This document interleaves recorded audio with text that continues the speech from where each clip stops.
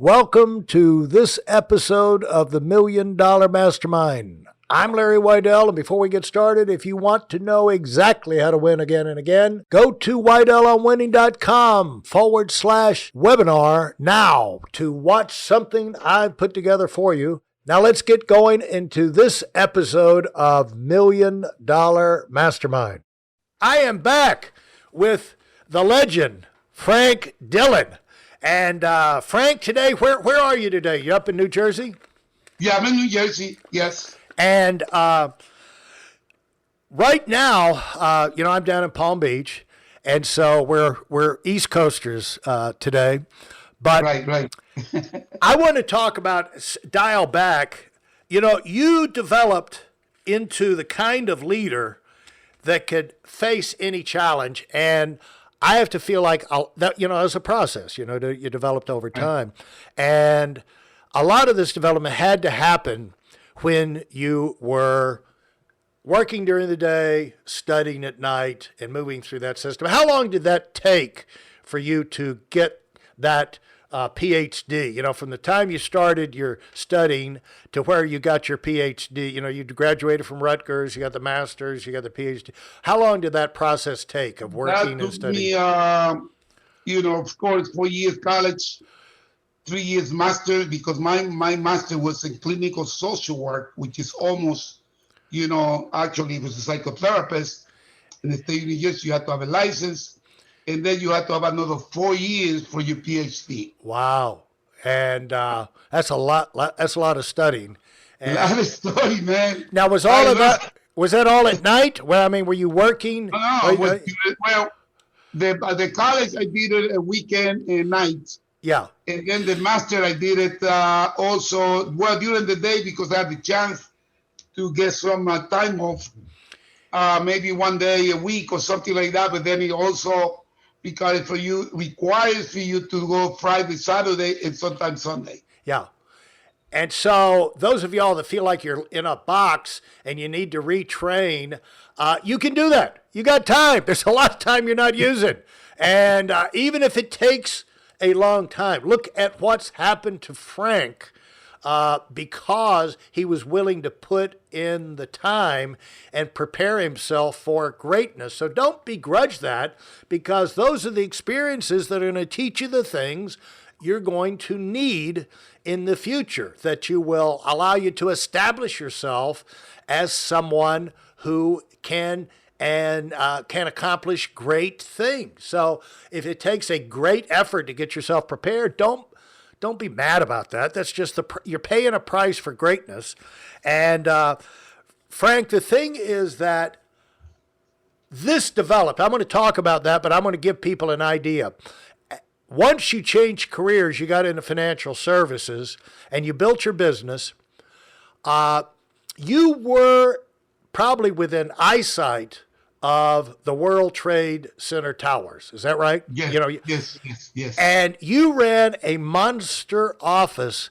And when you run a sales, those of you that haven't been in sales, salespeople are very fragile.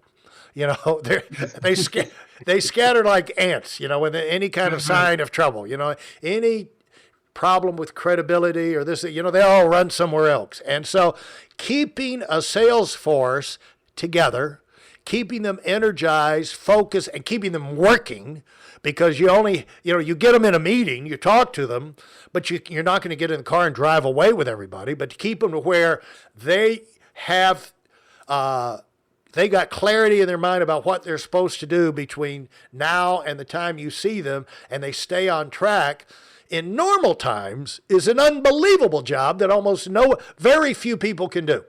But you were able to do that, but the proof of the strength of the management philosophy and the relationships you had developed with your people showed that when on September 11, 2001, the towers were hit, the smoke went up in the sky. You could see it from your office. That's right. That's correct. The worst tragedy in the history of our country on domestic soil, and it's right there in plain view of your office. Your team still had, and that was early in the month, because so it wasn't like at the end of the month, and so the month is just about done. So no, it was September 11th, just when things are getting going. Your business, I just could not believe you finished with a total of like 90,000 in production or something, when very few people were doing anything over 50,000 in the company at that time. You were up at 90, and went on after that 90 to 100 and 120 and things like that. But the fact that you did those insane volumes the same month when your people had to be worried, they go home and their spouse, their partners are panicking, their kids are panicking, everybody's panicking. Somehow, your people were organized and trained enough to where they could not only control their own thoughts and their families, but they could get appointments and make sales and have a record month. I've never understood that, Frank. But that is a direct tribute to you, and I want you to know I'll never forget it. And now that we've got now that we've got the podcast, it's permatized here. Everybody will know that. But what were those things as you started off and you becoming a person of responsibility? From the beginning, when it's just you working, to where they put you in charge of bigger and bigger things and bigger groups and bigger responsibilities. How did you change? These are tough questions because these things happen by degrees. They happen very slowly over years. But if you look back, there may be some turning points, some big lessons, some, because like you've already said, there's a lot of big light bulbs that came on even after you left there and got involved with the new company. But there had to be a lot of solid foundation that was in place, that was developed while you were working and going to school. So what were some of those things that you'd say identified you, or maybe where you had to make changes in the way you had been told growing up, or what you thought the world was, but then it didn't work out right? What are some adjustments you had to make to yourself, or lessons that you had to learn? Some of the principles that you learned there and you still use them. Well, one of the most important things, Larry, is that, as a leader, we need to remain humble, right? I was humble to the system, to the people. I respect the people. I say, since I was a doctor, I learned, through my profession before, I learned that you need to respect people. You need to see that they're valuable, that they are important. And basically, the self-worth, it was more important for me to see, okay, this is the way you are, and this is the way I need to respect you. But also to remain humble and organized. Organization is something that I still using. One of the scales that I use, what we call distributed lag, is that you will keep the progress of your people since they start the company all the way until they get licensed, all the way until they become promoted to distributor. So I did that. But one of the most important things that I learned is that, we need to be the example of you people, believe it or not. Because some people want to be the heroes of their team, but they got no people. I got a people here that I need to be the model. People, I want to be the model of my team, the hero. But brother, you don't have recruits, you don't have licenses. Who do you be the hero to? I learned that one of the key points is that take responsibility to show people, because you are the closest model, the closest example, the closest real team for the new people in your base shop. And Joseph Dancy was one of the great leaders that worked with me. As a matter of fact, I think this week or next week, he'll be $1 million earner, as you know. Right. Joseph Dancy, and then we have Louis Gimbard and all of them. So So one of the things was to learn how to run teams. Team number one, team number two, team number three, and develop leaders in each team.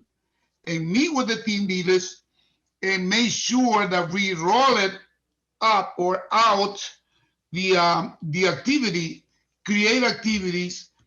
And one of the things about the 9/11, Larry, was that we saw when the plane crashed, right, in one of the towers, and everybody was, oh my God. And I said, listen, guys, we're not going to participate in any of these things. As you can see, that is tragic, that it can be explosion and things like that. But let me tell you something. That's when the people need us the most, right? People were scared. They think that they were going to be exploded. They're going to put bombs in their houses and all of that. So we basically reframe the strategy and make sure people understand that if you participate, like I remember the president at that time said, oh my God, the economy is going to go down. And I said to the people, the economy is not going to go down. These are our businesses forever, and it's bulletproof to any situation that happen in the country. And people say, you're right. I'm not going to participate, feeling scared, feeling this, and doing that. And that's when people took the message to the next level. So that's when you saw that you need to be in touch with your team all the time. If you want to become a $1 million earner, I say to myself, Frank, you need to be responsible on the daily basis of your business. Like any other store, Macy's, JCPenney, any other store, they are in charge every day. And now so basically, if I really want to have a business, but I didn't worry about the $1 million income. I worry about the team being successful on the street, being successful in the field, and be recruiting. And remember, we got to recruit almost, there was a point that we recruited 216 or 126 people in 1 month. We went over 200,000 in premium, and basically, the people got inspired by, being the example to you people. But if Frank can do it, I can do it too. If Frank speak half of English and I speak the whole English, I can do this. You see, that's what people said to me. Frank, if you don't speak English and I do, I'm going to do better than me. And I say, of course, you got to believe in you, but go for it. Go for it.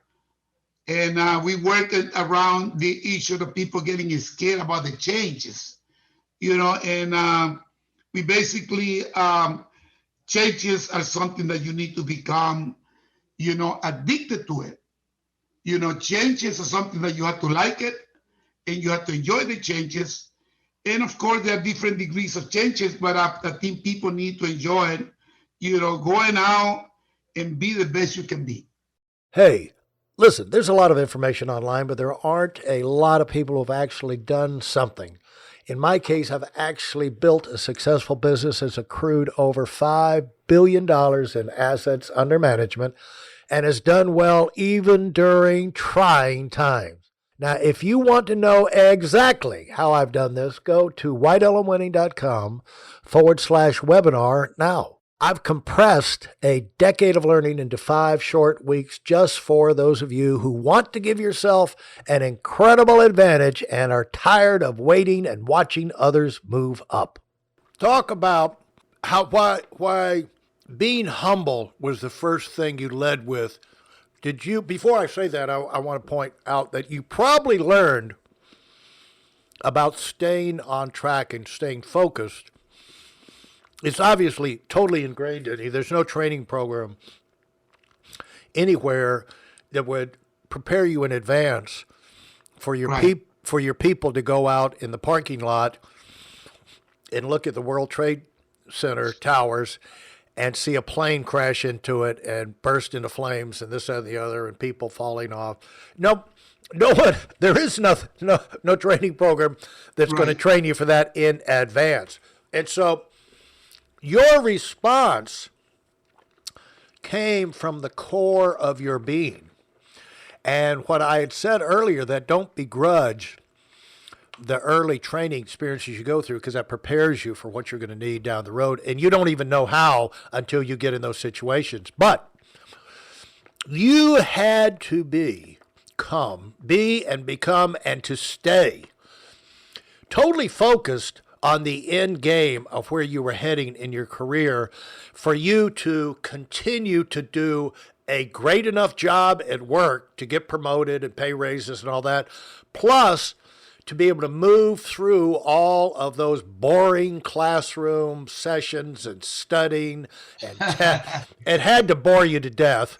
And, you know, as someone who has my degree, folks, let's be honest, probably 90% of those teachers, professors should be put out to pasture. I mean, they're only there because they have tenure. They're just going through the motions. They're bored. They're going to bore you. They either have the ones that are excited are usually people who have stupid ideas and they're excited about the stupidity of it. But the people that are just teaching you basics are just boring you to death because, you know, they're like 20 years of covering the same garbage with these young kids who are not paying attention. And so they got to be bored and frustrated. It's not a great learning environment for someone gung-ho like you. So you obviously, you know, when I went to Georgia Tech, you know how I kept myself interested? I said, I'm going to see how few classes I can attend. I found out that when you got out, I didn't find out, I was told by two graduating fifth-year seniors, my first week at Georgia Tech, that, and they didn't know each other had mentioned that to me, but I met them, and they both told me, they said, look, let me save you some time. Don't worry about your grades. Because I said, nobody cares about your grades. I said, you know, I was this young, naive kid. I said, what? You got to be kidding. They said, no, don't worry about it. And I said, well, what about, you know, when you get a job? They said, look, unless you're going to be a research scientist, nobody cares what your grades are. You know, that doesn't get you the job. That's right. And I said, first of all, repeat that. And number two, thank you very much. And so the way I kept... It's true. It's true. It's true.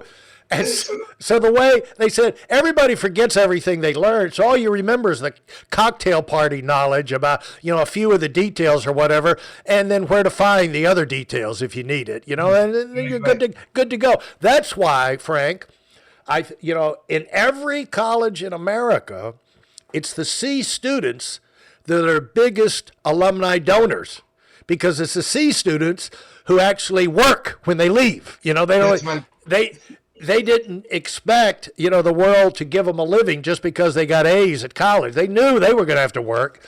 And so I kept myself entertained by deciding how few classes can I go to and get a middle C average. And that was the game I played at Georgia Tech, you know, and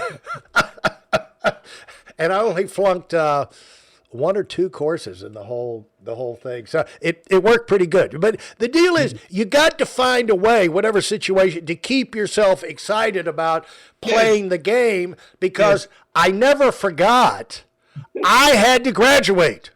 I hated the thing. It's a waste of time. Most of the professors are a bunch of idiots.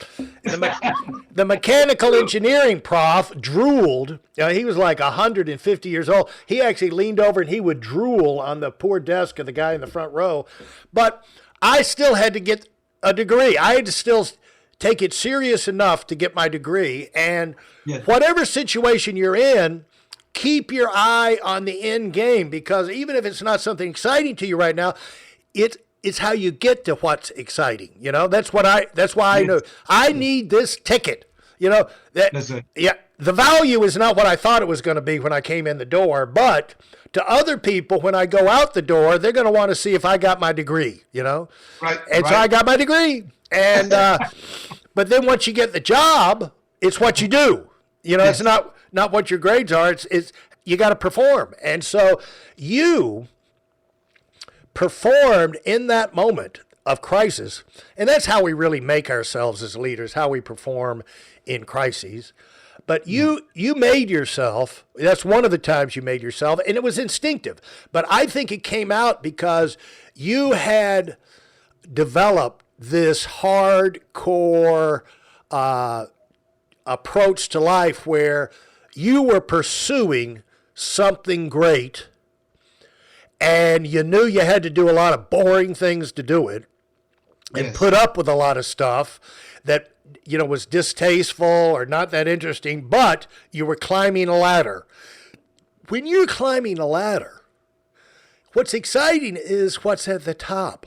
When you're climbing a ladder, each rung on the ladder is not going to have a nice little surprise for you. That's right. That's just the rungs on the ladder is what you go through to get to the prize that's at the top. And so you had trained yourself, and you didn't even know what was happening, but you became this guy who was monstrously focused on the end game, the big thing, and determined, and all kind of interruptions and things. You probably had no telling how many things that came into your life with your spouse, your kids, your sickness, your bosses at work, lousy professors at school, change your policy, this, that, and the other, where am I wrong that it would be so easy for you to have quit along the way? Yes, yes, yes.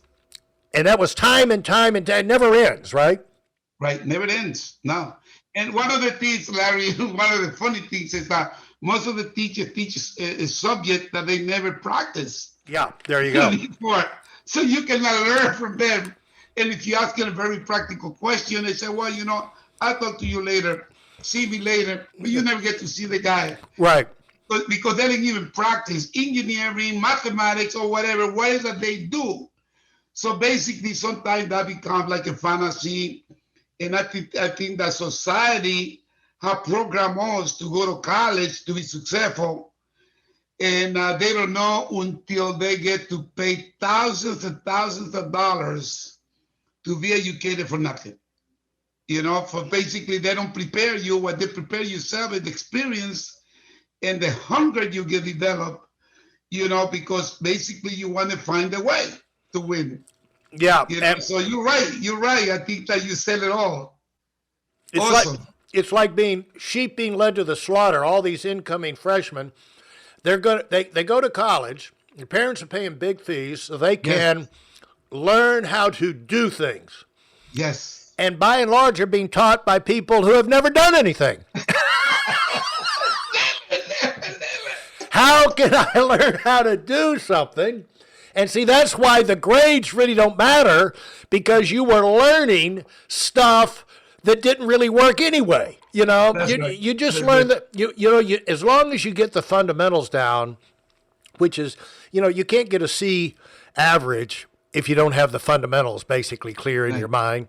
And so the thing that I saw with you, so I want to point that out to people, that you developed what you need to respond to that situation by what you put yourself through to drive to the top and then to launch your new business.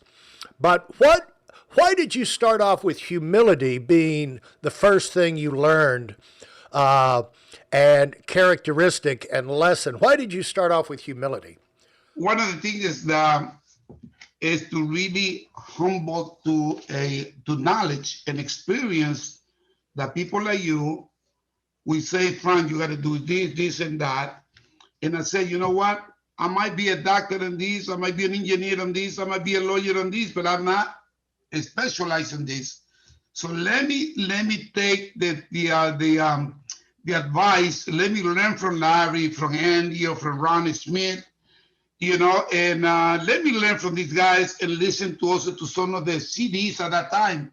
Not, as a matter of fact, there was no CD, it was cassettes, right? Right. And let me learn. And basically, I had a bunch of cassettes that I bought to learn from the guys, the big guys. And I think to be humble to a system that somebody want to teach you who has been successful and show you how to win. But most of the time, people don't want to learn. They don't want to be humble. They want to create their own stuff, and they think that they got it. But in fact, it's hard. It's hard when you are not teachable, when you're not trainable, and when you're not coachable, my friend. And I said, your standards are high. I said, well, Larry is thinking this way for a reason, so let me do that. And with the team that I had I was very blessed with the team that I had, and we became so close to each other that we followed through on that. I transferred them whatever I learned and gave it to them. Say, guys, this is what we need. We need to be number one in the state, but we need to be number one in the country. Guys, do you want to be that? Okay, so we got to train. We got to create some habits. We need to practice the skills. We need to practice a kick butt presentation, how to close, how to recruit, and the most important thing is how to train the people that you just recruited. And people were good on that. People follow that, and that's the way we still have a hierarchy organization that produces, and, I think that we coming back, that right now, Joseph Dancy is hitting the $1 million, maybe in another week plus, senior national sales director, and the rest of the people are excited, and we coming back, definitely. And I think I'm going to enjoy it for the second time, Larry. Yep. That's what I'm saying. And so you're producing $1 million earners from your team, and Louis Jambard is not too far behind. Yeah. And others. So this is something that's not going to end. It's a process, and right. It's wonderful to see when you give time, because you stay on track, that your efforts that you made even in the beginning have time to compound and multiply, because you didn't have these big gaps in there where you lost all your momentum and all.